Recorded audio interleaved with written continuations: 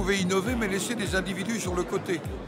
Et comme il faut créer des compétences avec des métiers nouveaux, il faut qu'on soit attentif à ce que chaque individu soit au maximum aidé à prendre en charge, à s'approprier les innovations.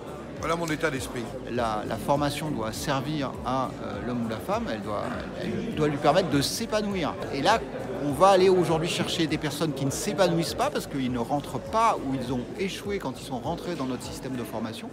Et on va aller chercher ces personnes-là, ces hommes et ces femmes, ce million de jeunes par exemple qui ont entre 15 et 25 ans et qui n'ont ni eu formation ni ne travaillent pas. Ces personnes-là, il faut aller les chercher. Et là, il faut des dispositifs spécifiques, des organisations, des parcours. Déjà dans la loi de 2014, l'individu était replacé au centre du système de la formation professionnelle et l'individualisation avait été clairement donnée comme orientation. Le savoir-être, c'est quelque chose qui émerge depuis en effet quelques années et du coup les organisations s'en sont emparées. À Pôle emploi, par exemple, on a donc, quand on définit les offres d'emploi, il y a les qualités relationnelles et le savoir-être que l'entreprise un peu cotée, voilà, pour aussi donner à voir, enfin, comment ça se passe dans l'entreprise, quel type de profil et de personnalité elle a besoin pour que la personne s'épanouisse dans l'entreprise et que l'entreprise y trouve son compte, comme on dit.